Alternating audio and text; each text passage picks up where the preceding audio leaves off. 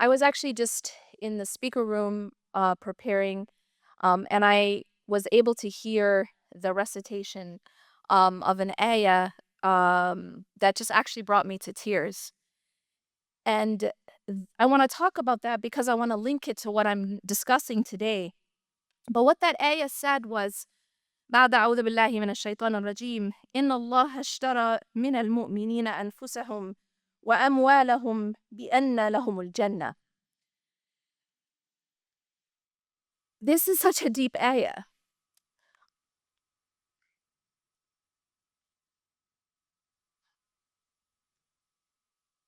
Because Allah is saying that He has purchased the souls and the wealth of the believer, and He's going to give them Jannah. And I don't know if we realize how deep that is. But the reason that I want to talk about is that I think that a lot of us struggle with low self-esteem, maybe, low self-worth. I think we have a record amount of shame in our community. And what I had intended to speak about today was shame, actually. Because I wanted to look at stories from the Seerah that were anti-shame. Stories from the Prophet ﷺ that completely annihilated shame. Because we need that as an antidote to the suffering that we are experiencing in our community. We have an unbelievable amount of generational trauma in our community. We have a lot of mental health challenges. We have a lot of trauma. And so much of it is rooted in this thing called shame. What is shame, first of all? Shame tells you that you are fundamentally not good enough. Shame tells you that unless you're perfect, you are not worthy. Shame tells you that if you make a mistake, you might as well stop trying because you're not good enough to try. You're not good enough to be part of this club called Muslims. Shame tells you that when you mess up, it's because you are fundamentally a flawed human being, that you are a fundamentally flawed daughter or son or husband or wife or mother or father. Now, some of this is going to sound familiar because we raise our children in shame. We raise our students in shame. We are drowning in shame. Let me tell you what that looks like. It looks like that when our children make a mistake, we tell them that they've made a mistake because they're bad. We tell them that they are a bad beta, beti, you get it, son, daughter. We tell people that when they commit sins, it's because they're bad Muslims.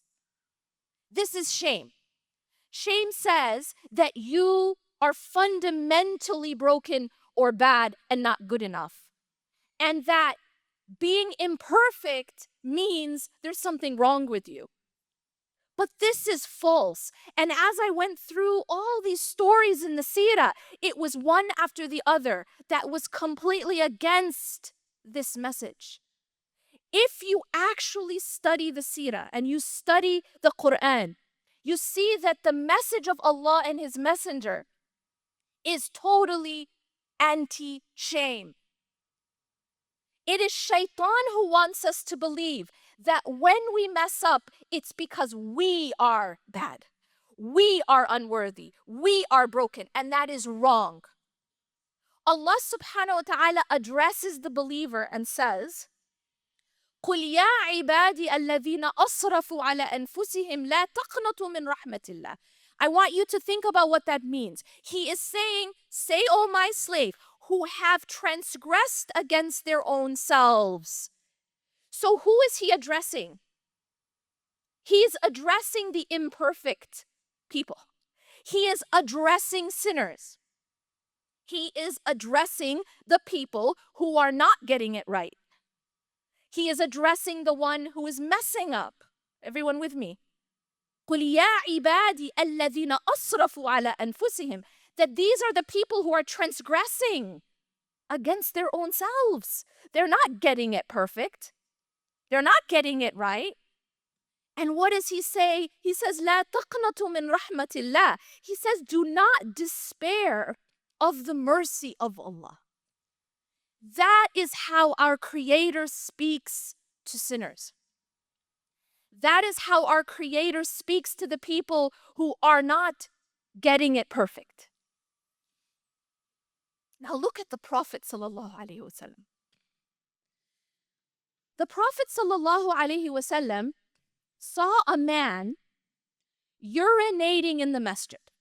I want you to imagine this. Urinating in the masjid. A Bedouin man.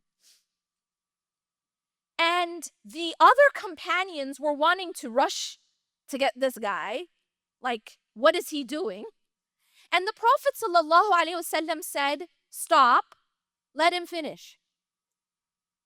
Can you guys just think about that for a second? Can you imagine if that happened in our masjid? Yeah. Can you imagine if that was your kid?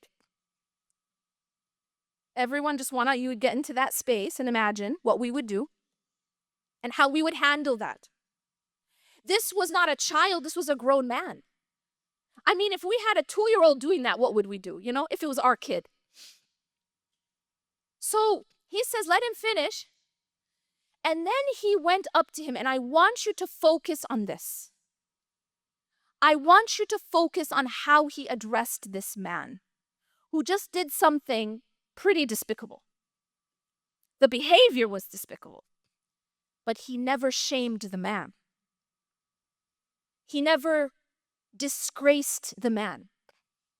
He never put the man down. He never did what we would do. I want you to imagine if that was your child, how would you speak to them? What kind of names, what kind of adjectives would come out of your mouth? What kind of language, maybe? What kind of behavior? What would you do if that was your child? A child, not even a grown, a child. The Prophet ﷺ never debased the man. He never insulted the man. He simply corrected the man with respect, with dignity and honor. This is what we're missing. We think that using shame is going to make our children behave better. We think that we can control our children's behavior through shame. But it is the opposite. We are breaking our children through shame.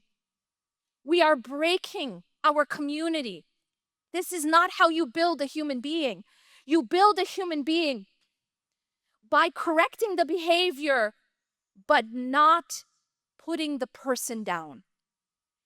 I use the example of a GPS because I think that we as parents can learn a lot from the GPS. Because when you get in the car and you put in your address, how many of you have never in your life made a wrong turn? Raise your hand. Sometimes I get, yes, someone raising their hand. I ask them, how old are you? And they say, I'm 9. And I say, okay, you just keep on staying home. Don't get in the car. If you have driven, you have made a wrong turn. Everyone on the same page with me or no? Now imagine the moment you make a wrong turn, your GPS says, you worthless driver. I am keeping track of your mistakes. And I have come to the conclusion with my AI that you're worthless at driving. And you should therefore stop trying to drive. Just park up. Give up. That's shame. That's shame. If that were the case, no one would ever drive, right? Because we all make wrong turns. But what does the GPS do? recalculating, right? Non-judgment zone with compassion, just redirect you without shaming you. Are you understanding? As parents, we need to be more like the GPS. Because what we are doing is we are raising children who are not resilient. We are raising children with a lot of mental health challenges, and it is rooted in shame. If you study psychology, you will find that all of these mental health issues, from the personality disorders to the anxiety disorders to the depressive disorders, are rooted in shame. You know narcissism that we like to talk about a lot? That's shame. It is a person who believes deep down that there is something actually not good enough about them. And so they have to have all these sort of protective measures. That's why they behave the way they do. We have to change the way we are raising human beings because we are breaking human beings. And I understand that a lot of it is just modeling. We were raised this way, and so we raise this way. We were raised being told that you are bad every time you make a mistake. We were raised being told that we're worthless drivers because we made a wrong turn. And so we are modeling that with our children, but we have to stop. We have to change it for the next generation because this is what generational trauma is. It's passed on from generation to generation until somebody stops the cycle and says, I am going to heal myself and I'm going to do it better for the next generation. This is where we have to focus.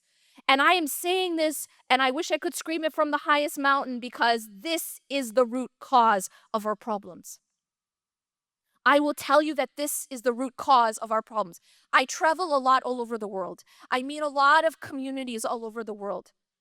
And I hear a lot of the problems that the communities, the Muslim communities, are dealing with. And people will tell me we have problems with domestic violence. People will tell me we have problems with the youth leaving Islam. People will tell me we have problems with identity. People will tell me we have problems with all of mental health, divorce rate. We have problems in our marriages. We have all these problems, but you know what? The root cause of all of these problems is trauma.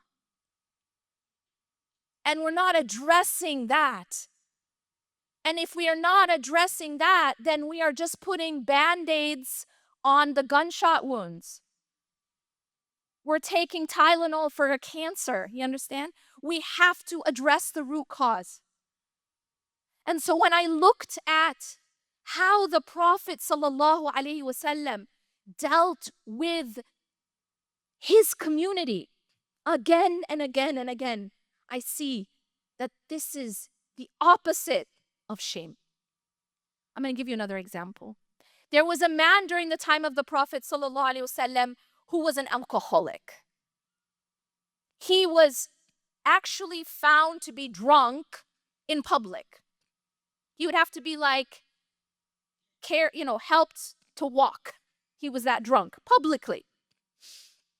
And one of the other companions was so tired of seeing this man coming to the Prophet ﷺ drunk that he said, may Allah curse him.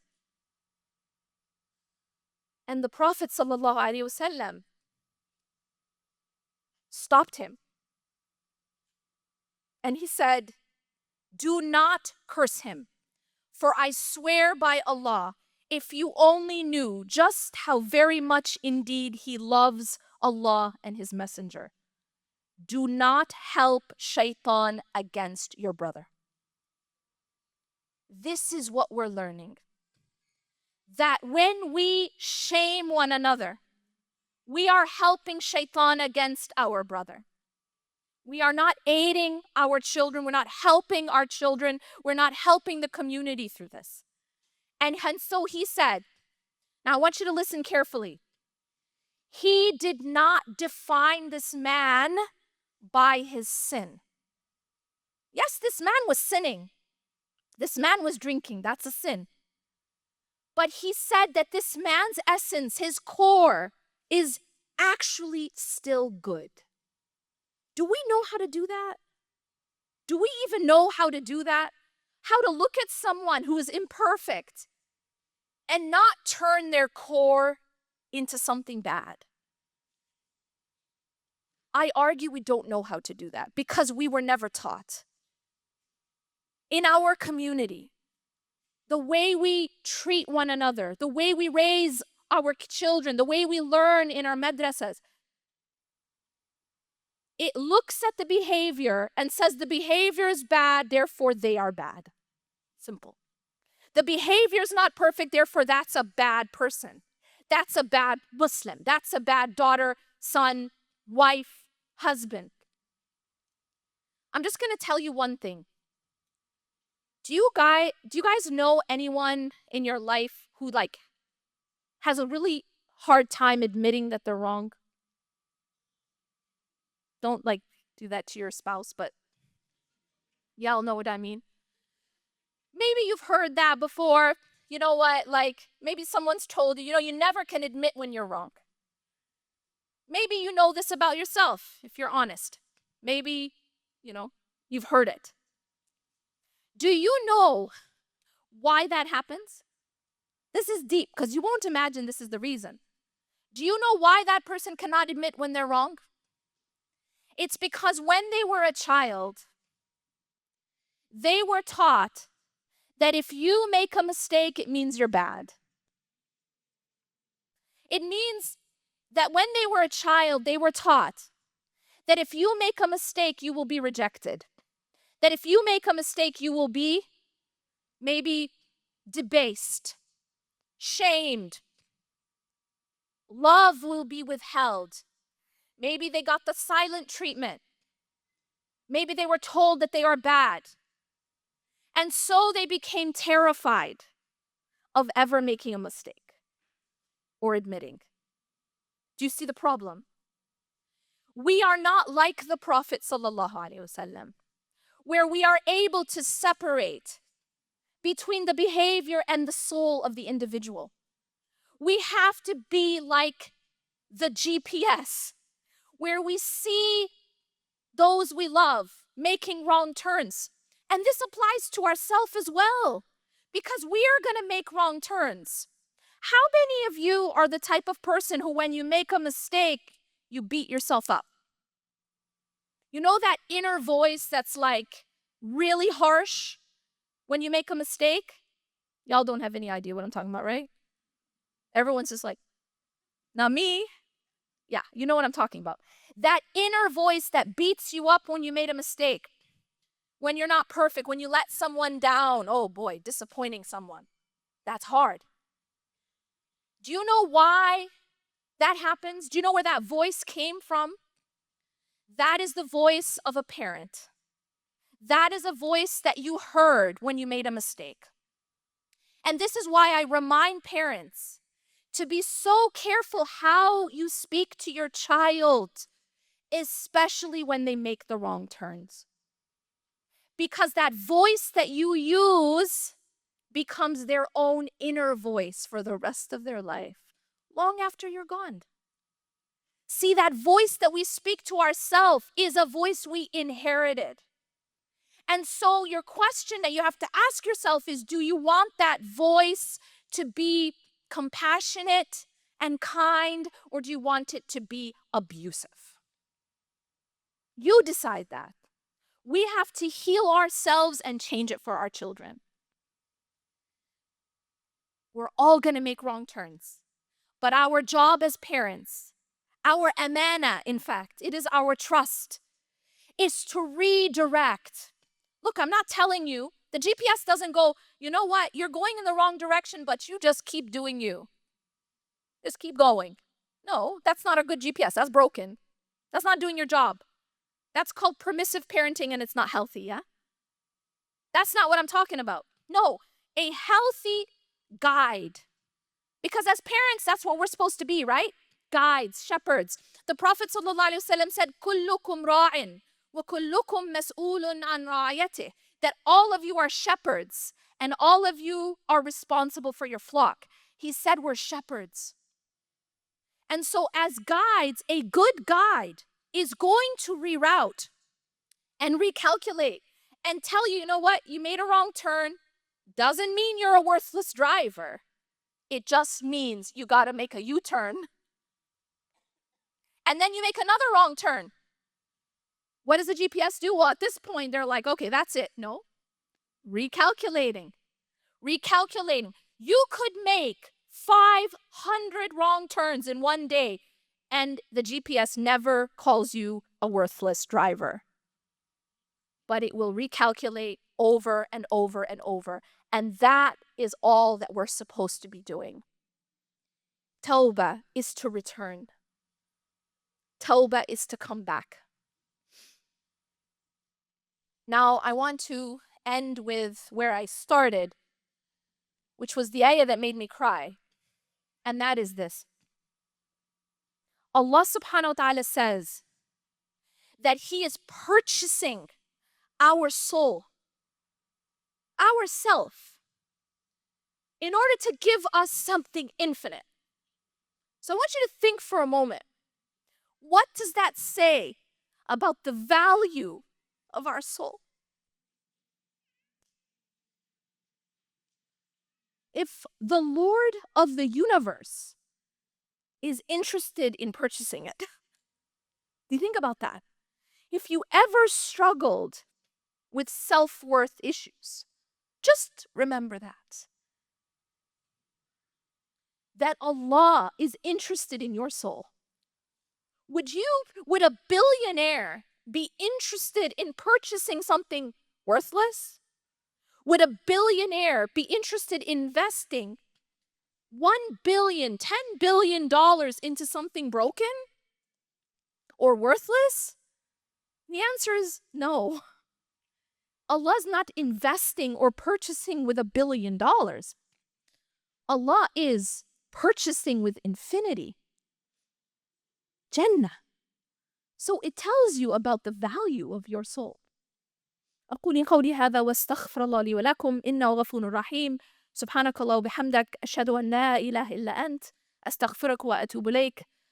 Just a quick announcement. I've written some books that I've put my sort of blood, sweat, and tears into for over a decade. And the purpose of these books is to help people to be able to thrive in their lives despite the storms. I have a few limited copies that will be available right now, inshallah, in the break.